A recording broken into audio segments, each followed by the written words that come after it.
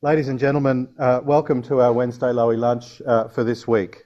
Lord Mayor of Oxford holds a professorship jointly at Oxford University and Imperial College London and is a Fellow of Merton College, Oxford.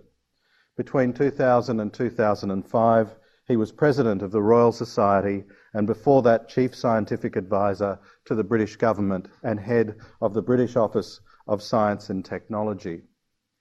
He is also, among other things, a member of the British Government's Climate Change Committee, a non-executive director of the British Defence Science and Technology Laboratories, and until recently chaired the trustees of the Natural History Museum.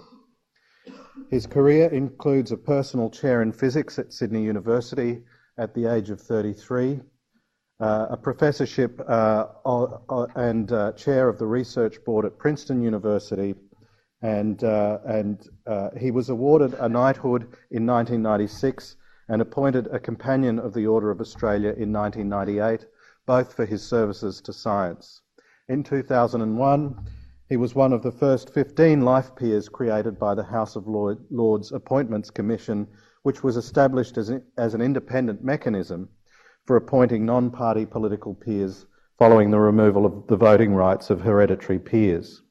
In 2002, the Queen appointed him to the Order of Merit, and his many other honours include the Royal Swedish Academy's Crawford Prize, the Swiss-Italian Balzan Prize and the Japanese Blue Planet Prize.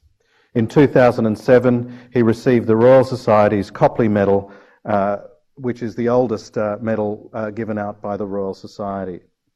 He is a foreign member of the US National Academy of Sciences, an overseas fellow of the Australian Academy of Sciences, and an honorary fellow of the Royal Academy of Engineering. I'm also proud to say he is a member of the Lowy Institute's International Advisory Board. Lord May, welcome to the Lowy Institute again.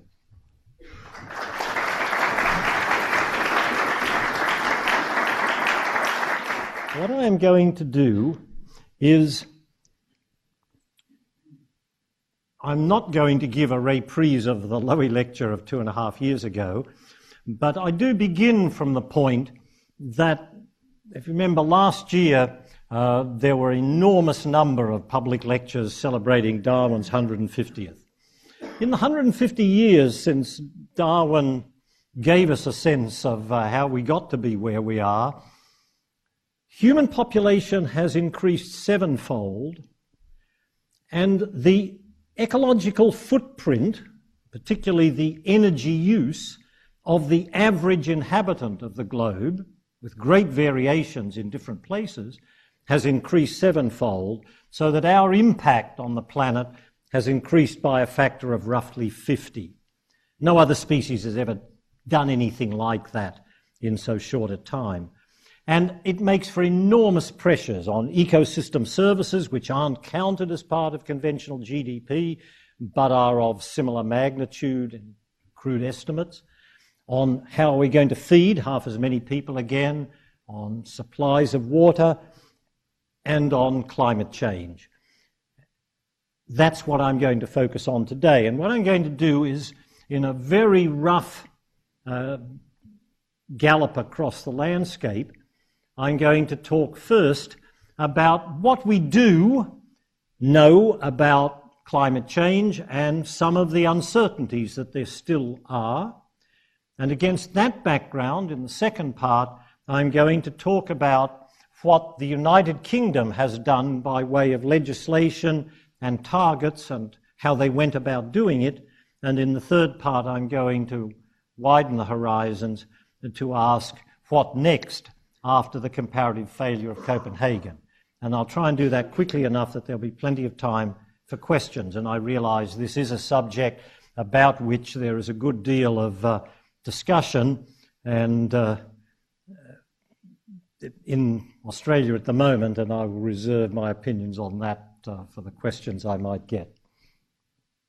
This is a look back over 60,000 years to essentially the thickness of one of the most important constituents of the greenhouse gas blanket which coats our planet and without which it would be a frozen ball, uninhabitable. And during the during the 4 billion years in which our planet has existed, and the 500 million years in which we have a fossil record of forms of complex life, there have been times when arguably the planet may have been something quite close to a snowball, and other times when exotic tropical animals roamed the poles. During most of our tenancy, a couple of 100,000 years, ice ages came and went in a way that's now reasonably well understood. The last 10,000 years, roughly coincident with the dawn of agriculture and the beginning of the first cities, the beginning of recorded history, the thickness of the greenhouse gas blanket has been relatively steady at about 280 parts per million, plus or minus 10 parts. There are those who say this odd stability is partly associated with the rise of agriculture, but that itself is controversial. And there is, however, no reason to have expected any particular change were it not for the fact that a couple of 100 years ago, as a result of the Enlightenment, really, and the dawn of the application of that understanding in technological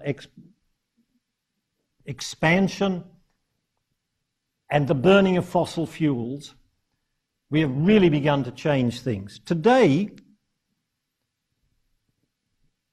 in a given year, we burn roughly 1 million years worth of fossil fuel deposits. 1 million years worth of plants that fixed, using the energy of the sun, fixed carbon, put it under the ground. We've taken it out again and put it back into the atmosphere. That is, we're absolutely certain of. What we're less absolutely certain of, and certainly were less absolutely certain of 30 years or so ago, is how you translate that thickening of the blanket, this complex interplay between sunlight coming down and heat being re-radiated back into space, how that translates into changes in the average temperature. On the other hand, over the last 25 years or so, each 18 months computational power has doubled, so that we have seen something like 10 doublings, a factor of 1,000 in the computational power. And I summarize that here by showing continent by continent. The light blue shows what an ensemble of different computational models run by different groups suggest would be the understanding of how the climate, the average temperature may have varied if you excluded our burning fossil fuels. The purplish things show the band of ensemble of models putting in the burning of fossil fuels, and the black line is what has actually happened to the temperature. It hasn't moved smoothly up. It's had wiggles in it. And our predictions about what is going to happen over the next 10, 50, 100 years have many uncertainties in them still as to the timescales, the speed at which certain complicated nonlinear processes may accelerate or, on some rare counterexamples, slow the rate of translating the thickening of the blanket into warming. Some of these things have to do with the release of methane, another greenhouse gas which is more powerful per unit weight, as it were, than CO2, but on the other hand only stays up there characteristically for a decade, whereas the average molecule of CO2 that we put up these days, on average, very complicated distribution of this, but the characteristic residence time is about 100 years. There are uncertainties as to the degree to which fresh water from glacial melt moving in to places like the Gulf Stream slows the current, as has clearly happened in the past, and there are those who suggest that sometime in the next 100 years it could even turn off the Gulf Stream, as it has done in the past, although most would put that much further into the future. And so there are a set of these things that give us uncertainties as to the detailed timescale of events, but no uncertainty as to the fact that we are making changes in the climate, moving us. It took us about a century and a half after 1780, when we first started burning fossil fuels, to move outside that 10 millennia envelope of 280 plus or minus 10 parts per million. But then over the last century, it took us, by about 1930, we were getting up to 315 parts. By the 1960s, we were up to 330. By the 1990s, we were up to 360. And in the last 10 years, we've taken it up more than 10, up into round 380, 386, 387. We're headed on an optimistic scenario, assuming we act effectively, we're headed to something like 2 degrees, maybe 4 degrees, 2 degrees by the middle of the century on an optimistic projection, and maybe 4 degrees by the end of the century. And the last time we saw that on Earth was several tens of millions of years ago. And when Earth at that time came to equilibrium with that, the oceans were about 100 meters higher. It's difficult to relate to this. It's difficult to relate to this. It doesn't fit with intuition because we all know, I mean, we've been told we should be worried there's 0.7 degrees temperature increase the last century. I mean, that sounds ridiculous when the temperature changes 5 degrees centigrade from one day to the next. And why should that worry you? You'll be aware that we've just had a really cold winter in Britain with this purplish blocking phenomenon, which could conceivably be associated with features of the Gulf Stream change, but maybe not. It's happened before. And people quite sensibly say, how can you be sure of anything when you're telling us it's getting warmer and it's bloody cold this winter? And in fact, it still is, and it's supposed to be spring. Nonetheless, on average, the Northern Hemisphere was hot this year. It's just that with that blocking phenomenon, Britain has been having the kind of climate that it really ought to have if it weren't, if it were Sweden, as it were, and it weren't being helped by the Gulf Stream. To get another way of looking at that, we know how ice ages, by and large, were driven by small changes, predictable changes in the Earth's orbit round the sun and the tilt.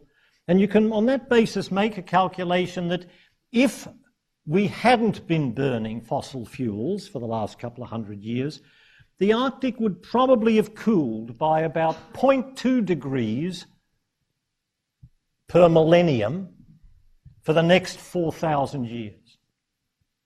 And that may be slowly bringing us, on the scale of tens of thousands of years, to another set of ice ages. So no one is saying that what we've enjoyed for all of recorded history is going to be there for all time.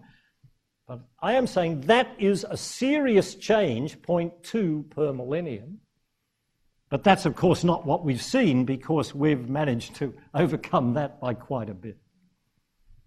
And yet it's hard to relate to that intuitively, and I think that's one of the many problems.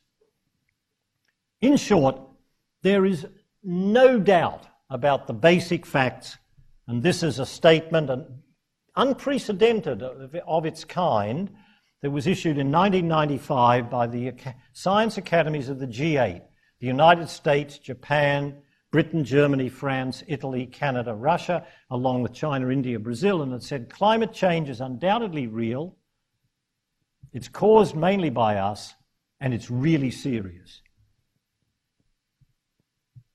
That was followed by Nick Stern's review of what's it going to cost to do something about it. And his estimate is that in order to try and stabilise the thickening blanket at somewhere around the general order of double pre-industrial levels, which arguably is going to mean that although there are going to be major changes, they're not really going to be really catastrophic, that could cost as much as 5% of GDP, although equally it could be a benefit of 2%, and a characteristic number would be perhaps 1% of GDP, which these days, after all, sounds like a lot compared to how it's increasing. And conversely, if we don't do anything, then the costs are going to be much greater. So that leaves you with this cover of the British Ecological Society's journal of we really need to be doing something. And what I'm going to do now is shift gear and tell you what the UK decided it would do. This is the cover page of the initial report on the recommendation to the government of what we should be doing. And it comes out of a legislative process which began early in 2008 or late 2007 with the introduction of a climate change bill.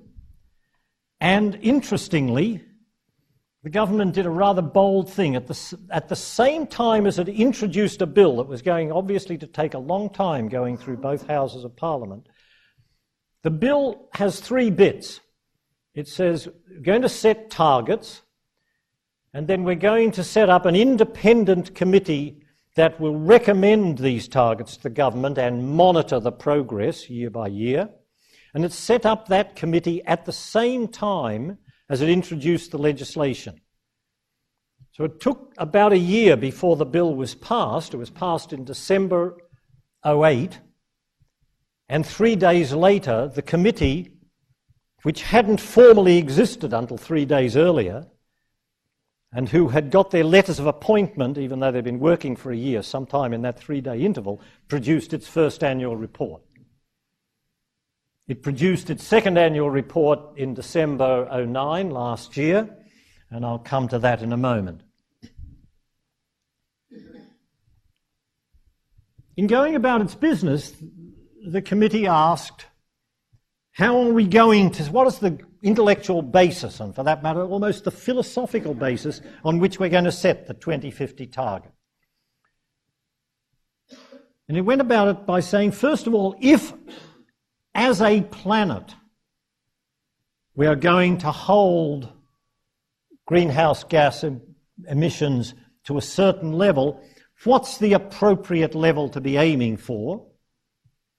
And then on that basis for the global effort, ask what's the appropriate fair share for the UK? And then ask how we can get there. Is it feasible? So take the first one first. How do you go about deciding what the global emissions reduction ought to be? And that's going to depend on science becoming a little bit better able to make estimates of how much stuff you put up there, how it translates into temperature.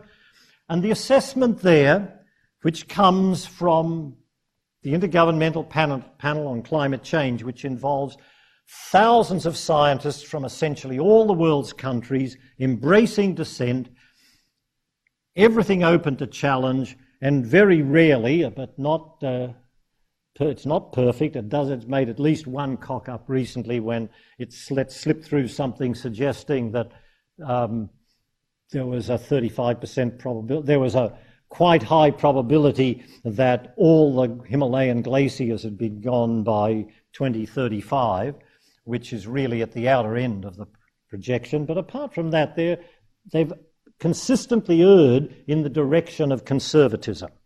Things have actually got worse faster than the worst predictions for most indices for the Climate Change Committee. The decision rule that the Climate Change Committee in the UK adopted was based on the IPCC thing that said, if you can hold emissions by 2050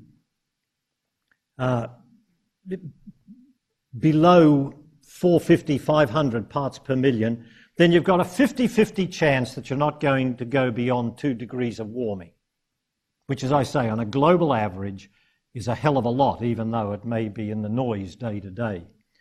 And that also simultaneously means your chance of getting into the area where you really face serious disruption of 4 degrees centigrade rise is less than 1%. Then you can turn round and you can say what that really means is here's the amount of emissions we're going to want per capita with the 9 billion people we're going to have in 2050. That translates into saying for the overall global reduction, you're going to want somewhere between 2 and 2.5 tonnes of CO2 equivalent, not just CO2, but CO2 equivalent, other greenhouse gases per capita, as a global average. That means India and China would be moving up to that from where they are now per capita, but more slowly than the trajectory they're headed on if they were to play their fair share, whereas countries like Britain and a fortiori the US would be moving down to that. That's the basis. You work out what you need for the average person, and then you assume fair shares. Everybody by 2050 is going to be fair shares. Dream on, believe that. And what's the UK's fair share on that basis? Well, we've got to come down, and in fact, initially it was thought that that would represent coming down 60%.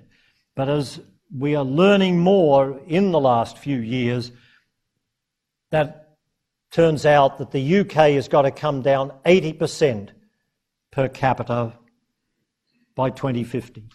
And that was recommended to the government before the legislation existed and accepted. The conclusion is you can do this, it's feasible, including aviation and shipping. But to do it, you're going to have to start acting now, and you're going to have to aim unilaterally, and this is a sort of interim target, of a 34% cut by 2020 relative to 1990. But the intended target is a 42% cut by 2020. But if that will only switch in after at least an EU and preferably a global deal is achieved. This is what was recommended a little over a year and a bit ago, because otherwise trying to get to 42 would just be too out of sync with what everybody else is doing and would be untenably uncompetitive for Britain industry. And the estimated cost of that is 1% of GDP by 2020. And that's a non-trivial challenge. Here's a rough idea of how one has gone into that in great detail, the various aspects. The most important thing is to decarbonise electricity generation, transport, residential and commercial heat, other aspects, other gases, the other CO2, other greenhouse gases, coming down 80%. There have been subsequent reports. I myself can't read this rather blurry thing, but if my memory is correct, that's the initial report. There's an aviation report looking to 2050 and asking what we might be able to do there. And there are technical problems with trying to do this for a single country that can be overcome, and the technical problems are even harder for shipping.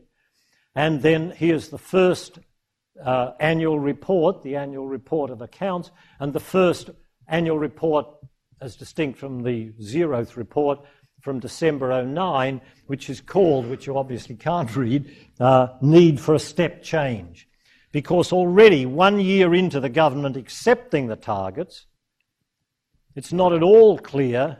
I mean, we've fallen behind the run rate already. It's an analogy that I like and which is intelligible if I say it in Australia and somewhat less in America. We're already behind the run rate. One of the questions that many of us have asked is, so we've got these binding targets. What if we don't meet them? And the anodyne answer is, well, they're legally binding targets. And that's not an answer. That's just a restatement of the problem. I personally think that one major member of cabinet should have to be executed, would provide a sort of stimulus that might focus minds, or at least maybe the Prime Minister could resign or something. But at the moment, we are behind the run rate, and the first annual report says that quite boldly.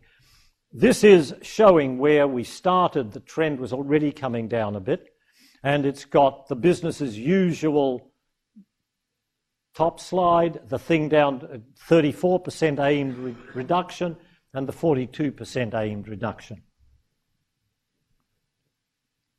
Now that's all very well for what Britain is doing, and it has been, I think it's fair to say, a real leader in talking the talk and trying to influence others, and it's been reasonably good in walking the walk, because although it's behind the run rate, it's ahead of most other people's run rates.